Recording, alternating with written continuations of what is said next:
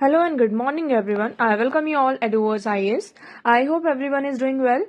So today is 30 September 2024 and we are going to discuss important news and articles from The Hindu and The Indian Express. So हम यहाँ The Hindu and The Indian Express के जो भी important news and articles जो हमारे exam के perspective से important हो जाते हैं उन्हें हम यहाँ डिस्कस करने वाले हैं.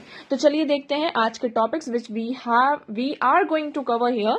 तो first topic is here manual scavenging से रिलेटेड यहाँ पर है कि गवर्नमेंट का ही रेट आया है कि मैनुअल स्कैवेंजिंग ऑल्दो हमने इसको क्या करके रखा है, बैन करके रखा है. ठीक है, मैनुअल स्कैवेंजिंग इंडिया में बैन है बट स्टिल हमें बहुत सारे नंबर्स अभी भी दिखाई देते हैं जहां पर SC ST और OBC कम्युनिटी के लोग इस एक्टिविटी में क्या है आपके एंगेज हैं. ओके, फिर हम बात करेंगे यहाँ पे कॉमन प्रैक्टिस स्टैंडर्ड्स के बारे में. यहाँ पर एग्रो फॉरेस्ट्री के बारे में बात किया जा रहा है कि हम किस तरीके से हमारे एग्रीकल्चर को, है ना, हमारा जैसे कि इंडिया की बात करते हैं तो इंडिया में बहुत ज्यादातर जो हमारे मतलब हम डिपेंड किसके ऊपर है, पहला जो अगर देखें तो एग्रीकल्चर पर है. तो एग्रीकल्चर जो है हमारे लिए बहुत ही मेजर कार्बन सिंक का काम कर सकता है बट कैसे कर सकता है ये हमें समझने की जरूरत है. फिर हम बात करेंगे यहाँ पर ऑलरेडी हम इस आर्टिकल को कई बार डिस्कस कर चुके हैं किसके बारे में, ग्लोबल इनइक्वालिटी, कि किस तरीके से यहाँ पर सिर्फ कंट्री वाइज बात नहीं कर रहे हैं कि इंडिया की बात कर रहे हैं कि इंडिया में किस तरीके से इनइक्वालिटीज इंक्रीज हो रही है.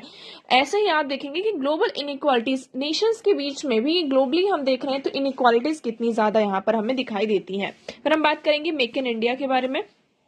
तो ये कुछ टॉपिक्स हैं, आज ज्यादा सच टॉपिक्स नहीं है जो हमें यहाँ पर देखने हैं. ये आपके थोड़े एनालिसिस पर्सपेक्टिव से आ जाते हैं और ये आपका एक फैक्चुअल बेसिस पर आ जाता है. तो ये टॉपिक्स हैं which we are going to discuss here. तो चलिए आगे बढ़ते हैं but before moving ahead for the PDF of this entire analysis you can join telegram channel Eduvers IAS. This is a telegram channel. You can join via link which is provided in a description box or you can directly search in a telegram channel Eduvers IAS. You will find this channel, okay, where we share all other information related to everyday news and articles. Okay, so चलिए आगे बढ़ते हैं. पहला article हम यहाँ पर देखते हैं. पहले तो थोड़ा सा आपके लिए अपडेट यहाँ पर आगे बढ़ते जाएं. जैसे कि आप सभी को यहाँ पर पता है कि इजराइल ने अटैक किया था लेबनान के ऊपर जिसके वजह से वहां के जो हिजबुल्लाह है ना, हिजबुल्लाह के जो लीडर्स थे उनकी यहाँ पर डेथ हो जाती है, नसरल्लाह की. उसके बाद अभी फिर हम देख रहे हैं कि Israel pounds Lebanon, 2 more Hezbollah leaders among dead. तो इसमें से 2 और जो मतलब हिजबुल्लाह ने कंफर्म किया है किसकी डेथ ऑफ नाबिल काउक की और जो एक वेटरनल मेंबर थे एंड अली कराकी, ये सीनियर कमांडर थे. तो इनकी डेथ को हिजबुल्लाह ने क्या किया है, कंफर्म किया है कि इनकी अभी संडे को जो स्ट्राइक हुआ है लेबनान में जिसमें 50 से ज्यादा लोगों की जान गई है यहाँ पर और ये 2 लीडर्स की भी यहाँ पर जान जा चुकी है. ठीक है, अब ये यहाँ पर कंटिन्यू है आपके लिए थोड़े थोड़े स्टेप्स, मतलब कि आप इससे आप अपडेट होते रहिए. ये नहीं कि देखिए ये टॉपिक आपका भी चलता ही रहेगा लेकिन हमें थोड़ा सा यहाँ पर हमारे लिए क्या निकल कर आता है. अभी तक हम पढ़ रहे थे किसके बारे में, इजराइल के बारे में. इजराइल पढ़ रहे थे, उसके बाद हम हमास पढ़ रहे थे, गाजा पढ़ रहे थे. अब लेबनान की यहाँ पर लोकेशन हमारे लिए इंपॉर्टेंट हो जाती है. अब ये जो रीजन है इस रीजन से कहीं पर भी कोई भी कंट्री आपकी नहीं छूटनी चाहिए. अब यहाँ से हर एक कंट्री आपके लिए बहुत ही ज्यादा इंपॉर्टेंट हो जाती है. सो देखिए दिस इज इजराइल. आप यहाँ इजराइल देखेंगे, ये वाला जो पोर्शन है ये इजराइल का है और ये वाला जो पार्ट है ये लेबनान है. तो इसकी लेबनान और इजराइल की बॉर्डर यहाँ लगती है. फिर आपका देखिए यहाँ पर सीरिया आ जाता है. लेबनान की बॉर्डर किससे लग रही है आपकी, यहाँ पर सीरिया से लग रही है. ठीक है, क्या उसकी बॉर्डर जॉर्डन से लग रही है, तो देखिए जॉर्डन से नहीं लग रही है. ये यू विल सी ये यहाँ तक बॉर्डर है सिर्फ आपकी. तो ये तो इजराइल है तो ये जॉर्डन इधर आ जाता है. तो जॉर्डन की जो बॉर्डर है वो इजराइल के साथ लग रही है ना कि लेबनान के साथ. सिर्फ सीरिया की बॉर्डर और इजराइल की बॉर्डर किसके साथ लगती है, लेबनान के साथ यहाँ पर लगती है. तो आपको ये पता होना चाहिए. फिर यहाँ पर सऊदी अरेबिया है, यहाँ पर इराक है, this is Turkey and this is Israel.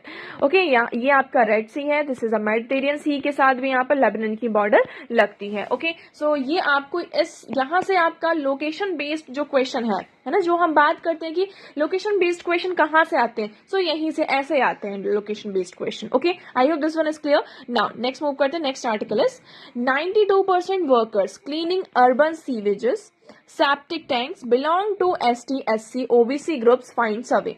यहाँ पर गवर्नमेंट के द्वारा ही क्या किया गया, एक सर्वे किया गया. ठीक है। और उस सर्वे में ये पाया गया कि जो 92% जो वर्कर्स हैं क्लीन करते हैं अर्बन सीवेज को, सेप्टिक टैंक्स को, वो किससे बिलोंग कर रहे हैं? आपके SC, ST and OBC group से यहाँ पर बिलोंग कर रहे हैं। ओके, तो आप ये डेटा देख सकते हैं। शेड्यूल कास्ट में 68.9%, schedule tribes 8.3%, other backward classes 14.7% यहाँ पर, और जनरल में सिर्फ 8% आपको वर्कर्स दिखाई देंगे। ये वर्कर्स का नंबर है। सबसे ज्यादा आपको शेड्यूल SC से यहाँ पर दिखाई देते हैं। So in a first of its kind attempt to enumerate people engaged in the hazardous cleaning of sewers and septic tanks in Indian cities and towns, government gathered data. यहाँ पे government ने क्या किया? डेटा गैदर किया 300 urban local bodies का and in 29 states and union territories. Okay, इसमें क्या दिखाई दिया? 91.9% of 38,000 workers profile so far belong to schedule caste. इसमें हमें ये पता चला कि ये वर्कर्स को जो हमने देखा तो ये किससे यहाँ पर प्रोफाइल कर रहे थे? ये तो या SC कम्युनिटी से थे या फिर ST या फिर OBC ग्रुप से यहाँ पर क्या करते थे? आपकी बिलोंग करते थे। ये बहुत ही हजार्डस, मतलब कि मैनुअल स्कैवेंजिंग आप खुद ही सोचिए कि आपका जो यहाँ पर एक्सक्रीशन है, जो आपका फीसेड वगैरह है, उसकी क्लीनिंग यहाँ पर की जा रही है। तो क्या गवर्नमेंट ने इसको बैन नहीं किया? ऐसा नहीं है, गवर्नमेंट ने इसे बैन भी किया हुआ है कई बार। सुप्रीम कोर्ट की भी यहाँ पर रूलिंग आ चुकी है, गवर्नमेंट बहुत सारे स्कीम्स भी लेकर आई है, फिर भी यहाँ पर हमें यहाँ पर ये प्रॉब्लम दिखाई दे रही। तो हम इसको पूरा समझते हैं कैसे, स्टार्टिंग से। तो देखिए, as per international labour organisation, manual scavenging include many of disposal of human excreta from dry latrines, public streets and the maintenance and sweeping of septic tanks, sewers and gutters। तो ये जो sieving septic tanks होते हैं, आपके sewage वगैरह होते हैं, gutter tanks, gutter होता है, तो लैट्रिन वगैरह जो होते हैं, तो उसके जो यहाँ पर जो ह्यूमन का डिस्पोजल होता है, तो मैन्युअल स्कैवेंजिंग में यही आपका इंक्लूड होता है। सो दो found in other region of the world, सिर्फ इंडिया में नहीं है ऐसा, और भी यहाँ पर बहुत सारे रीजन में, लेकिन ये बहुत ही ज्यादा पॉपुलर है आपके इंडिया में ये प्रैक्टिस मैन्युअल स्कैवेंजिंग की, जहां पर क्या आपके ह्यूमन बींग्स इन्वॉल्व होते हैं इस चीज को क्लीन करने के लिए, है ना। ये आपका मेन प्रॉब्लम आ जाता है। Where people from lower caste, specially यहाँ पे स्पेशली हम बात करें किसकी, आपकी जो शेड्यूल कास्ट है उससे 90% जो लोग होते हैं are typically involved in carrying out manual scavenging which is considered the worst remaining evidence of being an untouchable. तो इंडिया में जो अनटचेबल की प्रैक्टिस है ना, इसीलिए मतलब कि यहाँ पर प्रिवेल है, क्योंकि ये क्या है, एक तो SC कास्ट और वो उनको किस एक्टिविटी में यहाँ पर इन्वॉल्व है, मैनुअल स्कैवेंजिंग, इसलिए उनको अनटचेबल माना जाता है कि वो ऐसे काम करते हैं, इसलिए ऐसी चीजें हैं। ठीक है, फिर in India approximately 58,098 people work as a manual scavenger as of 2018 and 941 people have died since 1993। तो इसके कारण सिर्फ ये सफाई ही नहीं, इसमें एक्चुअली होता क्या है, ये जो ह्यूमन एक्सक्रीटा होता है ना, इसमें कौन सी गैस आपकी निकलती है? यहाँ पर मीथेन गैस निकलती है ना, जो कि बहुत ही ज्यादा क्या होती है आपकी हार्मफुल होती है, जिसके कारण लोगों की जान भी, यहाँ पे जो वर्कर्स होते हैं ना, इनकी यहाँ पर प्रॉपर वो अंडरटेकिंग्स नहीं लेते हैं, प्रॉपर यहाँ पर आपका जो प्रोटेक्शन किट वगैरह वो सारी चीजें नहीं लेते हैं, पहनते हैं, तो इसका क्या होता है, उनसे उनकी जान में जाती है। फिर क्या इंडिया में इसको अबॉलिश नहीं किया गया? ऐसा नहीं है, इंडिया को अबॉलिश किया गया है। The employment of manual scavenger and construction of dry latrine prohibition act 1993 आता है, जिसमें यहाँ पर कवर किया जाता है ड्राई लेटरिन को डेफिनेशन में ही कि मैनुअल स्कैवेंजिंग इसमें आपका आता है, और लोगों को यहाँ पे प्रोहिबिट किया गया है कि आप ह्यूमन एक्सक्रीटा को यहाँ पर क्लीन नहीं करेंगे पूरी तरीके से। Also there was no stress laid down the rehabilitation. ठीक है, देखिए ये एक्ट तो आ जाता है, ठीक है, लेकिन देखिए इसमें क्या होता है कि SC जो वर्कर्स, SC कम्युनिटी के जो लोग हैं वो किसमें यहाँ पर एंगेज है? आपकी मैनुअल स्कैवेंजिंग में। ये इनका क्या हो जाता है, रोजी रोटी हो गई, एक तरीके से हो गया क्या, रोजी रोटी। इनके बच्चे भी फिर इसमें इन्वॉल्व होते हैं, उनकी जो जनरेशन नेक्स्ट जनरेशन आती है वो भी इसमें इन्वॉल्व हो जाते हैं, तो इनका प्रॉपर तरीके से रिहेबिलिटेशन नहीं हो पाता। मतलब कि अगर हमने ये काम छोड़ दिया तो इसके बाद फिर नेक्स्ट हमारे लिए क्या है, तो ये सबसे बड़ी प्रॉब्लम आ जाती है। फिर इसके लिए यहाँ पर ऐसा नहीं है, गवर्नमेंट बहुत सारी स्कीम्स लेकर आती है, like self employment scheme for rehabilitation of manual scavengers. यहाँ पर SRMS ये स्कीम आती है 2013 में, इसको रिवाइज किया जाता है, जिसमें ये प्रोविजन होता है कि वन टाइम असिस्टेंट कैश 40,000 रुपए यहाँ पर दिया जाता है जो भी मैनुअल स्कैवेंजर की फैमिली है। ठीक है, capital subsidy up to 3.25 lakh to identify manual scavenger and the dependence for self employment project up to 10 lakh rupees तक का। यहाँ पर फिर स्किल डेवलपमेंट ट्रेनिंग भी प्रोवाइड की जाती है अप टू 2 ईयर्स के लिए, क्योंकि देखिए उनको सिर्फ वही काम आता है, उसके अलावा कोई स्किल नहीं है। इसके लिए हमने क्या किया, स्किल डेवलपमेंट ट्रेनिंग प्रोवाइड करते हैं, जिससे कि जितने भी आइडेंटिफाइड मैनुअल स्कैवेंजर्स हैं और उनकी जो डिपेंडेंस है मैनुअल स्कैवेंजर पर, इसको यहाँ पर कम करने की की कोशिश करते हैं, और इसके लिए यहाँ पर ट्रेनिंग पीरियड में इनको 3,000 रुपए महीने भी दिए जाते हैं। एक नमस्ते स्कीम है, ये बहुत ही फेमस स्कीम है, आप लोगों ने इसके बारे में सुना होगा, इवन आर्टिकल में भी देखिए इसका जिक्र किया गया। Namaste programme, a scheme to mechanise all sewer workers and prevent death due to hazardous cleaning work. Okay, so यहाँ पर आप देखेंगे the national action plan for mechanised sanitation ecosystem, ये आपका नमस्ते का फुल फॉर्म है। Scheme was launched in 2022 and 23 for 100% mechanisation of sewer worker by 25-26, कि हम 25-26 तक क्या करेंगे, जो पूरा सीवर वर्कर है उसको मैकेनाइज किया जाएगा। So the SRMS has now been merged with Namaste scheme. तो ये आपकी जो SRMS स्कीम है, अब इसको किसके साथ, ये नमस्ते स्कीम के साथ मर्ज कर दिया गया है। ठीक है, सो द प्रोहिबिशन, और उसके बाद आप देखेंगे लॉन्च ऑफ स्वच्छ मोबाइल ऐप 2016, कि यहाँ पर अगर आपको कहीं पर भी दिखता है, कहीं पर ओपनली यहाँ पर मैन्युअल स्कैवेंजिंग कहीं पर भी हो रही है, तो आप यहाँ पर क्या कर सकते हैं, कंप्लेन कर सकते हैं डायरेक्टली, है ना। स्वच्छ मोबाइल ऐप है, Swachhata mobile app. The prohibition of employment as manual scavenger and their rehabilitation. अब देखिए ये एक्ट आता है आपका 2013 में, कि इनको रिहैबिलिटेट भी तो करना होगा, रिप्लेस भी करना होगा। तो ये जो हमारा एक्ट होता है 1993 का, ये इसको रिप्लेस करके आता है आपका 2013 में। इसको हम क्या कहते हैं, PEMSR, prohibition of employment as a manual scavenger and their rehabilitation. So unlike the previous act which was drafted with cleanliness in mind, the current legislation emphasizes the human dignity, rights and rehabilitation of manual scavenger. तो पहला ये वाला जो act था आपका 1993 का, वो सिर्फ किसकी बात करता है, यहाँ पे क्लीननेस, है ना।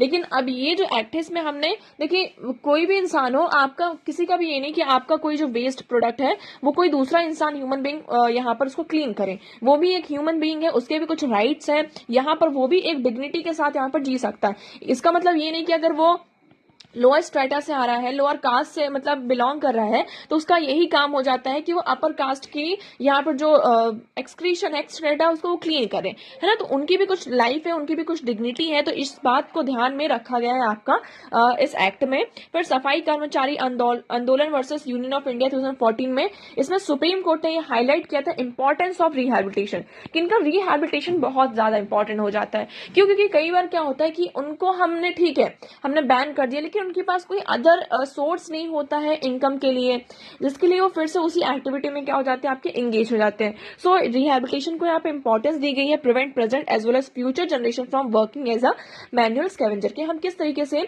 प्रेजेंट जो जनरेशन है उसके साथ साथ आने वाली अपकमिंग जो हमारी फ्यूचर जनरेशन है उसको हम किस तरीके से मैनुअल स्कैवेंजिंग से यहाँ पर दूर रख सकते हैं। यहाँ पर कुछ और फीचर्स देख लेते हैं। इसमें बहुत सारी जो मैनुअल स्कैवेंजिंग को पूरी तरीके से बैन किया गया है।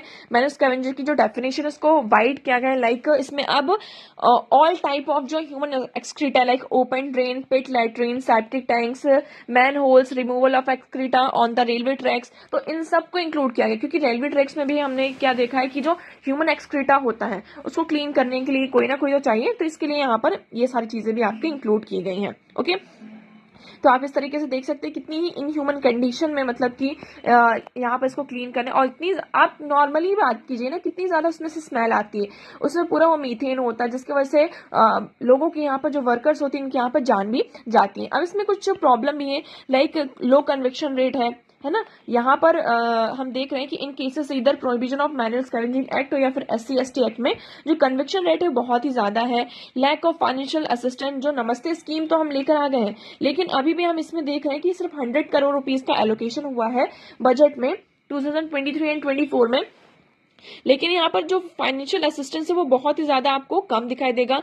330 people have died being engage in cleaning sewer and septic tank in last 5 years। ठीक है, तो यहाँ पर आपको नॉन कंप्लायंस भी देखने को मिलेगा। Okay, so I hope this article is clear. Now next move करते हैं, नेक्स्ट आर्टिकल इज, इसको आप बहुत ही सीधे और सिंपल तरीके से समझिए। हमने सबसे पहले आप एक कॉन्सेप्ट समझिए, किसके बारे में हम बात कर रहे हैं यहाँ पर, कार्बन सिंक। ठीक है, कार्बन सिंक के बारे में आप लोगों ने यहाँ पे सुना है। कार्बन सिंक का मतलब क्या होता है? सिंक का मतलब वो होता है कि जो सारी चीज मतलब कि वो कुछ चीज क्या कर रही हो, आपकी एब्जॉर्ब कर रही हो। सो कार्बन सिंक मतलब हम क्या कहते हैं, प्लांट्स जो होते हैं, प्लांट्स ट्रीज आपके जो होते हैं, या फिर एक प्लांट और एक ट्रीज नहीं, यहाँ पर जो आपके फॉरेस्ट होते हैं, क्योंकि फॉरेस्ट में बहुत सारे प्लांट्स होते हैं, तो फॉरेस्ट कैसा रोल प्ले करते हैं एज अ कार्बन सिंक। क्यों? क्योंकि आप सभी को यहाँ पर ट्रीज की फोटोसिंथेसिस की प्रोसेस तो पता होगी, क्योंकि जो फोटोसिंथेसिस की प्रोसेस होती है उसमें जो ट्रीज होते हैं, प्लांट्स होते हैं, फॉर द फोटोसिंथेसिस वो कार्बन को क्या करते हैं, यहाँ पर इनहेल करते हैं, है ना, उनको कार्बन की जरूरत होती है। तो ये जो फॉरेस्ट होता है कार्बन सिंक की तरह यहाँ पर काम करता है। तो इस आर्टिकल में ये कहा जा रहा है कि इंडिया का जो वास्ट पोटेंशियल है एग्रो फॉरेस्ट्री का sector is a unique opportunity to integrate with carbon finance project through afforestation, reforestation and revegetation initiative। तो यहाँ पर एक इनिशिएटिव के बारे में बात किया गया है, आप इसका नाम याद रखेंगे ARR। क्या है? Afforestation, reforestation and revegetation. इसमें ये कहा जा रहा है कि अभी जो हम ट्रेडिशनल प्रैक्टिसेस ये सारी चीजें को यूज करते हैं, तो इसमें हम क्या कर सकते हैं, कुछ एफोरेस्टेशन, रिफॉरेस्टेशन और रिवेजिटेशन, यहाँ पर जो हमारी एग्रो फॉरेस्ट्री है इसमें कुछ रिसर्च वगैरह, फाइनेंशियल सपोर्ट प्रोवाइड करके यहाँ पर सेक्टर में हम चेंज कर सकते हैं। तो हम additionally 2.5 billion ton of carbon sink 2030 तक यहाँ पर क्या कर सकते हैं, इसमें हम जनरेट कर सकते हैं। Okay, so there is a possibility to expand the area under agroforestry from current to 28.4 million hectare to 53 million hectare by 2050। तो इसमें ये कहा जा रहा है कि अगर हम थोड़ा सा चेंज करते हैं तो हमें मतलब कि जो एग्रोफॉरेस्ट्री है ना, इसको एक्सपेंड किया जा सकता है फ्रॉम 28.4 मिलियन हेक्टेयर से हम 53 मिलियन हेक्टेयर तक 2050 तक इसको कर सकते हैं। कॉमन प्रैक्टिस अभी जो चल रही है, लाइक आप देखिए, जब आप यहाँ पर कोई आपने यहाँ पर किसी फार्मर को देखा होगा, उनके पास अगर 1 हेक्टेयर 2 हेक्टेयर कितना भी लैंड हो, तो उसमें वो लोग मेड़ बनाते हैं इस तरीके से। ये जो भी यहाँ पर ऐसा लैंड होता है, ये एक रास्ता टाइप का होता है। तो ये कहा जा रहा है कि आप यहाँ पर भी पेड़ लगाइए, यहाँ पर आप जो आपका रोटेशन बेसिस पे जो क्रॉपिंग पैटर्न होती है, मल्टी जो क्रॉप पैटर्न होता है, इन सब का हम यूज करके क्या कर सकते हैं, यहाँ पर जो कार्बन सिंक है इसको और ज्यादा जनरेट किया जा सकता है। सो however the current definition of common practice in a global carbon standard often reflects the realities of large scale agriculture practices. तो सिर्फ इंडिया की बात नहीं की जा रही है, even Latin America, Africa, United states, यहाँ पर भी हम क्या कर सकते हैं, रीजन में जिस तरीके की चीजें की गई हैं हम वैसा इंडिया में भी यहाँ पर कर सकते हैं। So in contrast India is characterise by small and fragmented land holdings. India में क्या है कि फ्रेगमेंटेड लैंड होल्डिंग्स है, किसी एक फार्मर के पास 1 हेक्टेयर है, किसी के पास 2 हेक्टेयर है, किसी के पास 10-12 हेक्टेयर यहाँ पे लैंड है ना। तो यहाँ पर जो होल्डिंग है, लैंड होल्डिंग्स है, वो क्या है आपकी बहुत ज्यादा फ्रेगमेंटेड है। बट अगर आप इन कंट्रीज में देखेंगे तो लैंड होल्डिंग इतनी ज्यादा फ्रेगमेंटेड नहीं है, किसी एक के पास ही मतलब बहुत सारा लैंड एक साथ ऐसा उनका काम फिर उसी में है। सो यहाँ पर देखिए बेनिफिशियल हमारे जो स्कैटर्ड मैनर है, planting trees along side crop, तो ये कुछ हमें स्मॉल चीजें कर सकते हैं जिससे कि हमारे जो एग्रो फॉरेस्ट्री उसको चेंज किया जा सकता है, उसको हम रिवाइज कर सकते हैं। तो उसमें यही कहा जाए कि हमें रिवाइज करना है सारी चीजों को, तो ये हमारे लिए क्या बन सकता है, बहुत ही अच्छा। एक तो लाइवलीहुड भी हमारा अच्छा होगा, है ना, एडिशनल इनकम भी आएगी फार्मर्स को, उसके साथ साथ यहाँ पे प्रोडक्टिविटी भी इंक्रीज होगी। डिपेंडेंस जो मानसून पे डिपेंडेंस है, जैसे कि हम यहाँ पे अच्छी क्वालिटी वाले सीड्स को यूज करते हैं, सारी चीजें, तो जो मानसून पे डिपेंडेंस है एक तरीके से वो भी कम होगी, है ना। न्यूट्रिशन का हमारा लेवल भी क्या होगा, आपका इंक्रीज होगा। सो इससे क्या होगा, अगर हम स्मॉल और मार्जिनल फार्मर्स को रिसर्च मतलब कि यहाँ पर हेल्प करते हैं तो ये हमारे लिए बेनिफिशियल हो सकता है। ओके, नाउ नेक्स्ट मूव करते हैं। Next article is bridging the chasm of global inequality. तो यहाँ पर बात की जा रही है किसके बारे में, ग्लोबल इनइक्वालिटी।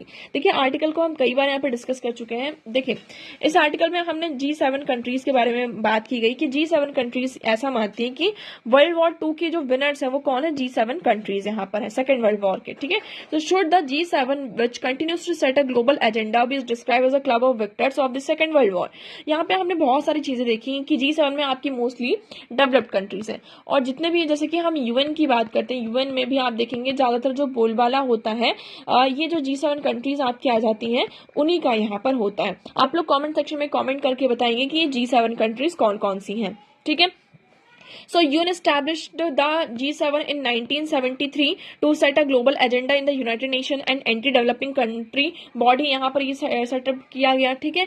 अब देखिए 2-3 चीजें आ जाती हैं। एक होता है आपका क्या, क्लाइमेट चेंज, ठीक है। क्लाइमेट चेंज क्यों हो रहा है, डेवलप्ड कंट्रीज ने तो अच्छा खासा यहाँ पर क्या कर लिया, एमिशन कर लिया, सारी चीजें कर ली, है ना, खुद डेवलप्ड हो गए। लेकिन अब जब बात है किसकी, डेवलपिंग कंट्रीज की, तो यहाँ पर अभी कह रहे हैं कि डेवलपिंग कंट्रीज यहाँ पर क्या करें, डेवलपमेंट ना करें, एमिशन अब उनकी वजह से हो रहा है ना। और ना तो आप उनको फाइनेंशियल सपोर्ट प्रोवाइड कर रहे हैं, ना ही आप उन्हें टेक्नोलॉजी प्रोवाइड कर रहे हैं। सेकंड, इसमें हम बात करते हैं यूएन भी, अगर आप देखेंगे तो यूएन भी यहाँ पर जो वेस्ट की बोली होती है, वेस्टर्न कंट्रीज की जो बोली होती है, डेवलप्ड कंट्रीज का ही हमें यहाँ पर क्या देखने को मिलता है, बोलबाला देखने को मिलता है। क्या यहाँ पर अफ्रीकन यूनियन का आपको कंट्रीब्यूशन दिखाई देता है? बिल्कुल नहीं दिखाई देता अफ्रीकन यूनियन का यहाँ पर, ना तो हमें वो दिखाई देता है। अब देखिए, इसलिए कहा जा रहा है कि हमें यूएनएससी में क्या करना चाहिए, रिफॉर्म करना चाहिए। यहाँ पर इंडिया का आपको रिप्रेजेंटेशन अच्छे से देखने को नहीं मिलता है। अफ्रीकन यूनियन, अब जैसे कि हम बात करें किसकी, आपकी एमपॉक्स, ये एक बीमारी है। ये कहाँ की बीमारी है आपकी, अगर हम मेनली देखा जाए तो अफ्रीकन रीजन में आपको मेनली दिखाई देती है। अगर यही जो डिसीज है आपकी किसी वेस्टर्न कंट्रीज में होती तो अब तक यहाँ पर वैक्सीन तो आ ही गई होती है। लेकिन अभी तक हम क्या देखते हैं कि एमपॉक्स की वैक्सीन है, क्योंकि ये किसकी बीमारी होगी, आपकी डेवलपिंग कंट्रीज की होगी, तो इस पर इतना ज्यादा आपका फोकस किया ही नहीं जा रहा है। सो अभी यहाँ पर जो समिट हुई है, global summit of the future race, यहाँ पर ये जो फंडामेंटल क्वेश्चंस है ऑन ग्लोबल गवर्नेंस, जिसमें great power competition, continuing imbalance in the institutions, agenda setting, global inequalities, in पर फोकस किया गया है। ओके, नेक्स्ट आर्टिकल की बात करते हैं। Next article is what has make in India achieved, है ना। तो इसमें कहा जा रहा है जो हमारा मेक इन इंडिया है अब तक इसने क्या अचीव किया है। अगर इसका आप डेटा देखेंगे तो आपको ये समझ में आएगा। 10 years लेटर मैन्युफैक्चरिंग ग्रोथ, जो हमारी मैन्युफैक्चरिंग ग्रोथ है वो 5.5% क्या हुई, आपकी जीडीपी का स्लो डाउन हमें देखने को मिलता है। और जो सारी चीजें हमें 15 to 17%, और एम्प्लॉयमेंट सेक्टर में हमें यहाँ पे डिक्रीजमेंट देखने को मिला, और तो कुछ भी नहीं दिखा है। तो सितंबर 25 की बात की जा रही, 2024 न्यूली यहाँ पर एक न्यू गवर्नमेंट आती है, जिनका जो मेन इनिशिएटिव एक पॉलिसी के साथ आती है, मेक इन इंडिया, जिसमें इनके 2 ऑब्जेक्टिव्स होते हैं। To raise the manufacturing sector, कि हमारी जो जीडीपी में 25% जो कंट्रीब्यूशन हो वो किसका हो, मैन्युफैक्चरिंग सेक्टर का हो, फ्रॉम 14 to 15%। लेकिन अभी हम क्या देख रहे हैं कि सिर्फ अभी भी 14 to 15% मैन्युफैक्चरिंग का यहाँ पर जीडीपी में कॉन्ट्रीब्यूशन देखने को मिलता है। To create 100 million additional industrial job, कि हमें क्या करना है, 100 million इंडस्ट्रियल जॉब को क्रिएट करना है। हाल ही फिलहाल में कितनी है, 60 million by 2025। Okay, so the policy was similar to the new manufacturing policy 2012। तो ये पॉलिसी अगर हम देखा जाए तो न्यू मैन्युफैक्चरिंग पॉलिसी जो 2012 की थी उससे यहाँ पर सिमिलर है। ठीक है, तो अब इसमें आप देखेंगे जीवीए और जो हमारा नेशनल अकाउंट स्टैटिक, उसके अकॉर्डिंग क्या बताया जा रहा है कि अभी भी जो हमारी ग्रोथ रेट है वो स्टेगनेंट है। मैन्युफैक्चरिंग एम्प्लॉयमेंट में अगर हम देखें तो हमें डिक्रीज ही देखने को मिला है मैन्युफैक्चरिंग एम्प्लॉयमेंट में, मतलब जो लोग मैन्युफैक्चरिंग सेक्टर में एम्प्लॉय है तो उसमें हमें डिक्रीज ही देखने को मिला। आप क्या देख रहे हैं, 2011-12 में 11-12 में कितना था, 12.6% था, अब वो कम होकर कितना हो गया, 11.4% हो गया है। ठीक है, फिर आप देखेंगे यहाँ पे manufacturing account for more employment declining by 8.2 million. तो यहाँ पर 2015-16 में 30.6 मिलियन थे, अब वो कितना हो चुका है, सॉरी 38.8 मिलियन था, अब वो 30.6 मिलियन हो गया बाय 2023। तो एज पर द सर्वे, यहाँ पर हम अपना डेटा नहीं बता रहे हैं, ये सर्वे के दौरान है। ठीक है, एग्रीकल्चर सेक्टर में हम देख रहे हैं, एग्रीकल्चर सेक्टर में जो वर्कफोर्स का जो शेयर था वो इंक्रीज हुआ है ना, कि लोग अब एग्रीकल्चर सेक्टर में ज्यादा इंगेजमेंट हो रहा है उनका। जैसे कि पहले कितना था, यहाँ पर 42.5%, वो इंक्रीज होकर कितना हो चुका है, 45.8% हो गया है। सो ये जो ट्रांसफॉर्मेशन जो स्ट्रक्चर में हो रहा from higher to lower productivity sector unprecedented post independence, it is clearest sign yet of premature deindustrialisation, की मतलब हमारा इंडस्ट्रियलाइजेशन अभी भी कैसा है, इमेच्योर है ना, अभी हमें यहाँ पर बहुत सारा काम करना है। तो why is India deindustrialising, India में इंडस्ट्रियलाइजेशन तो हो नहीं रहा है, बल्कि डी इंडस्ट्रियलाइज, जितना भी इंडस्ट्रियलाइजेशन हुआ है और क्या हो रहा है, आपका डी इंडस्ट्रियलाइजेशन उल्टा हो रहा है। जीडीपी में हम जो ग्रोथ रेट है हमारे 6 और 7% बता रहे हैं एनुअली, लेकिन इसमें यहाँ पर आप देख रहे हैं प्रैक्टिकली ये जो फिक्स्ड इन्वेस्टमेंट ग्रोथ है उसके कारण यहाँ पर हो रहा है। बाकी यहाँ पर अगर आप देखेंगे मैन्युफैक्चरिंग सेक्टर, इन सारे में हमें यहाँ पर क्या देखने को मिल रहा है, डिक्रीज देखने को मिल रहा है। Okay, so I hope this article is clear. आप ये चार्ट देख सकते हैं किस तरीके से हम यहाँ पर नीचे बढ़ते जा रहे हैं, आगे नहीं बढ़ रहे, नीचे बढ़ रहे हैं। ठीक है, so this is the article, I hope this one is clear. So आज के न्यूज़पेपर में देखिए इतने ही इंपॉर्टेंट आर्टिकल्स थे, मैं उम्मीद करती हूँ आपको सारी चीजें क्लियर होंगी। But still if you have any doubt you can ask in comment section. Video कैसा लगा एक बार कमेंट सेक्शन में जरूर बताइएगा। अगर वीडियो पसंद आया हो उसे लाइक करिए, चैनल को सब्सक्राइब एंड शेयर करना ना भूलें। So that's for all today, thank you so much for discussion.